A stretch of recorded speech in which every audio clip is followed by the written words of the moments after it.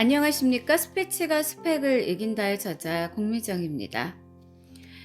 우리 곁에 왔던 성자, 사람에게 행복을 주는 김수환 추기경 이야기. 오늘은 네 번째 낭독 시간입니다. 읽어드릴게요. 5일간의 장례, 그 시간들은 기적이었다. 허영엽. 누군가를 기억한다는 것은 단순히 과거를 회고하는 것이 아니라 현재의 의미를 되새기고 미래의 지향을 두기 위함일 것이다. 요즘같이 평화가 간절하고 생명의 가치, 사회의 통합, 화합과 이해, 공존과 인정이 필요한 시대에 더욱 그 어른에 대한 그리움이 큰 것 같다. 특히 우리 사회에 큰 어른이 필요한 시기라서 더 그런 생각이 드는지도 모르겠다. 김추기경이 선종하시기 1년 전으로 기억된다. 한 방송사 PD가 찾아와 내게 이런 질문을 했다. 만약 신부님이 김추기경을 위한 프로그램을 만든다면 무엇을 주제로 하시겠습니까? 당시 많은 언론에서 입퇴원을 반복하고 계신 김추기경의 특집 프로그램을 미리 준비하고 있었다. 글쎄요. 저라면 추기경의 인간적인 면을 집중적으로 다룰 것 같습니다. 겸손함이나 따뜻한 마음이 좋을 것 같네요. 그리고 그분의 유머 감각도요. 김추기경은 겸손한 성품을 가지셨고 누구와도 대화를 나누실 수 있는 분이라고 생각한다. 누구와 대화를 나누더라도 그 순간만큼은 온통 그 사람에게 집중하는 모습은 참 경이롭기도 했다. 1987년 대학생들이 반정부 시위를 하다 경찰에 쫓겨 명동성당 구내로 들어온 적이 있었다. 그 학생들은 오랫동안 명동 구내에서 농성을 벌였다. 김추기경께서는 정부 측과 대화를 시도하셨다. 학생들이 농성을 풀고 집으로 돌아갈 수 있도록 무사교환을 연결해 주시려 했다.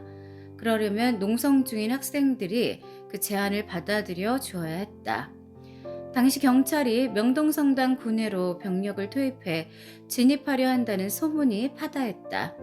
실제로 그런 작전이 짜여졌고 경찰은 명령이 떨어지기만 기다리고 있었다. 그렇게 되면 학생들과 경찰의 충돌과 피해가 불보듯 뻔했다. 하염없이 문 밖에서 반 시간을. 그때 김추기경께서 학생들이 농성 중인 코스트홀 대회의실을 방문했다. 대학생들은 외부인의 출입을 막기 위해 문을 걸어 잠근 채 농성을 풀 것인지 농성을 이어갈 것인지를 놓고 자유토론을 벌이고 있었다. 김추기경은 그 회의실 앞에서 하염없이 기다리셨다. 김추기경에겐 단 한 가지 생각뿐이었다. 더 이상 젊은이들이 다치거나 죽거나 해서는 안 된다. 추기경이 하염없이 기다리자 학생 관계자들과 주위 사제들이 송구하다며 연신 주교관으로 가실 것을 종용했다. 일부 신자들은 학생들이 허락도 없이 무작정 성당을 점거하고 추기경님을 못 들어오게 한다며 소리를 지르기도 했다. 그러나 김추기경은 엷은 미소를 띠시고 좋게 반 시간 넘게 기다리시다가 토론이 끝나자 들어가 학생들을 만나 이야기를 나누셨다. 또 하나 생각나는 것은 김추기경의 가난한 삶이다. 그분은 스스로 가난하게 사시려고 무척 노력하셨다. 김추기경께서 선정하셨을 때 나는 서울대교구 홍보 책임자여서 하루에 2번 기자들 앞에서 브리핑을 했다. 첫 번째 브리핑 때였다. 장례 준비에 대해서 발표를 하고 기자들의 질문을 받았다. 지금도 기억나는 첫 질문이다. 김추기경 님이 남기신 유산은 얼마나 됩니까? 나는 그 질문에 당황했다. 전혀 예상하지 못했던 질문이었기 때문이다. 나는 자세하게 알아보고 오후 브리핑 시간에 알려주겠다고 대답했다. 잠시 후 비서 수녀님에게 전화를 걸었더니 자세하게 대답을 해주었다. 김추기경 이름으로 돼 있는 통장은 없어요. 비서 수녀인 제가 모든 재정을 관리했는데 잔액이 1,000만 원이 조금 안 되는 것 같아요. 그리고 추기경께서 당신이 선종하면 미사에 오는 사람들에게 묵주를 선물하라고 하셨어요. 그 대금을 지불하고 나면 모자랄 것 같아요. 교구에서 도와주셔야 할 것 같은데요. 나는 그 말을 듣고 자꾸 목이 메어 서둘러 전화를 끊었다. 그분은 아무것도 남기지 않으셨다. 나는 오후에 기자들에게 이 사실을 그대로 알렸다. 직접 그린 바보 상징이 된 그림. 선종하시기 전 병실에서 만난 김추기경의 마지막 모습이 아직도 눈에 선하다. 김추기경은 낮인데도 하루 종일 잠을 자고 계셨다. 잠드신 모습이 아주 편안하게 보였다. 벽에는 김추기경이 직접 종이에 그린 그림들이 붙어 있었다. 나중에 바보 상징이 된 그림도 걸려 있었다. 그때 추기경과의 만남이 마지막이 되었다.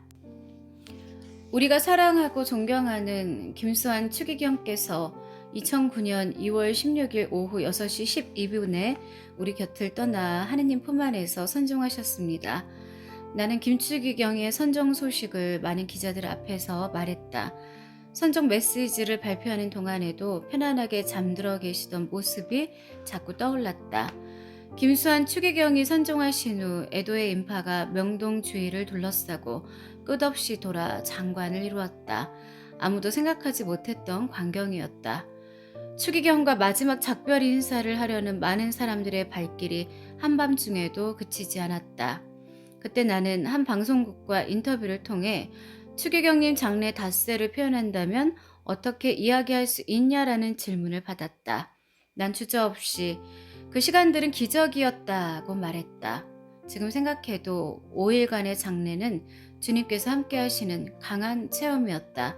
평생 잊을 수 없는 장면이 되었다.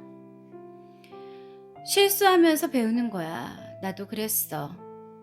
내가 그분을 처음 만난 것은 신학대학 1학년 때였다. 학보사 기자였던 나는 편집장 선배의 김추기경 인터뷰에 동행했다. 인터뷰 내용은 교황선거에 관해서였다. 우리나라 역사상 처음으로 교황선거에 참여하고 김추기경께서 막 귀국하셨을 때였다.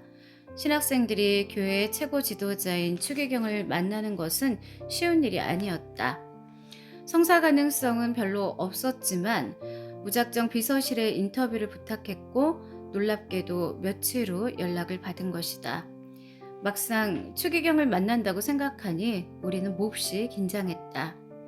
명동 집무실에서 처음 만난 김추기경은 우리를 따뜻하게 맞아주셨다. 그러나 인터뷰에 들어가자 우리는 실수를 연발했다. 질문에서 사용할 라틴어 단어도 틀린 것을 몰랐을 정도로 긴장했다. 그러자 그분은 빙글에 미소를 지으며 틀린 단어를 교정해 주시고는 기사를 쓰려면 이런 것을 질문해야 하지 않아? 라고 하셨다. 지금 생각해도 얼굴이 화끈거린다.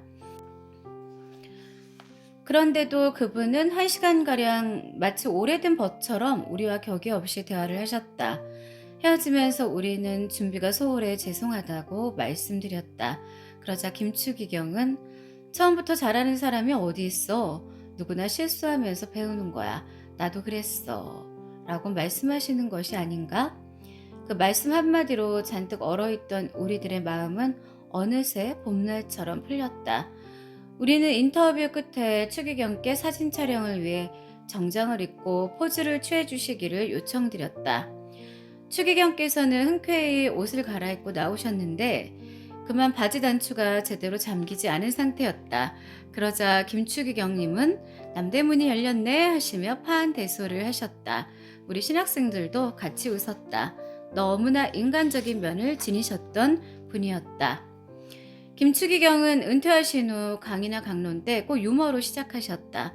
시중에 유행 중인 유머를 기억하셨다가 꼭 사용하셨다. 김추기경은 어느 자리에서든 유머로 분위기를 풀어주시려고 하셨다. 사람들에게 더 친근하게 다가가시려는 그분의 노력이었다고 생각한다. 1,000원짜리 몇 장 있나? 차비가 없어서. 내가 대신학교 4학년 때였다. 당시 나의 형님이신 허근 신부가 교구장인 김추기경의 비서신부로 교구청에서 일하고 있었다.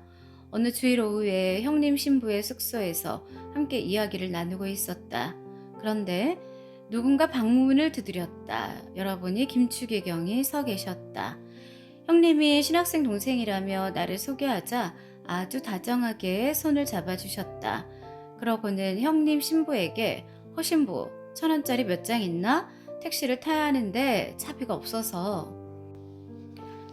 잠시 후 김추기경은 형님이 드린 1,000원짜리 몇 장을 쥐고서 외출하셨다. 뚜벅뚜벅 걸어가던 그분의 뒷모습이 지금도 생생하다.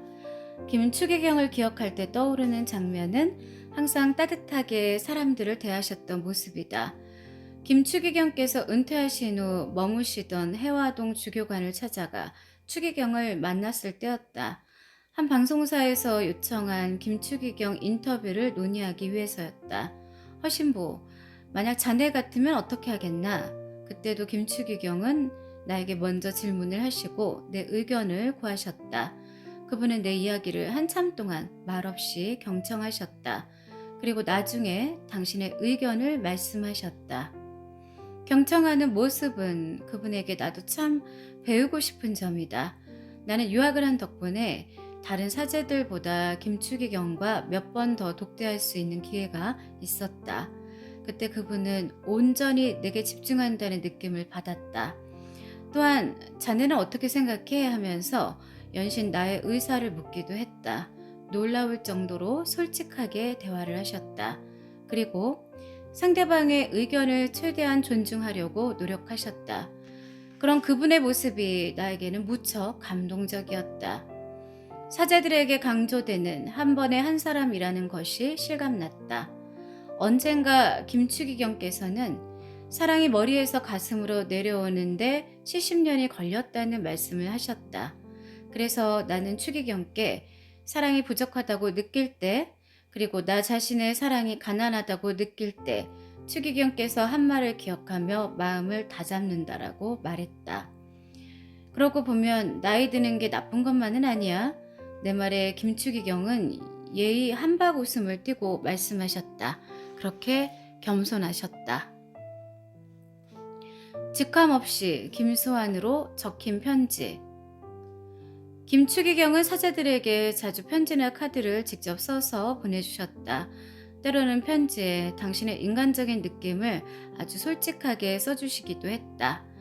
외국에 유학 중이던 나는 동생 신부의 사제 서품을 앞두고 귀국 허락을 요청하는 편지에 내 소감도 썼던 것 같다.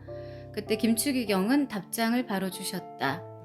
추기경께서는 다정한 안부와 함께 내 글을 읽고 추기경의 형님 신부, 김동환 신부가 동생인 자신을 어떻게 생각했는지를 새롭게 알게 되셨다는 내용이었다. 당시에 추기경의 솔직한 감정의 글을 읽고 가슴이 먹먹해졌던 기억이 있다. 김수환 추기경께서 선종하신 날 밤, 나는 추기경이 보내주셨던 편지를 다시 찾아보았다. 제일 먼저 눈에 띈 것은 지난 2002년 어머니를 떠나보낸 우리 형제들에게 친필로 보내주신 편지였다. 몸이 많이 아파서 장례 미사에 참석을 못해서 미안하다는 말씀과 함께였다. 내가 가지고 있는 김추기경의 편지들은 모두 직함 없이 그냥 김수환으로 적혀 있다. 격이 없고 권위적이지 않은 모습이 친근하게 느껴진다. 늘 다정하고 잘 웃어주시던 김추기경님, 그분의 바보 웃음이 그립다.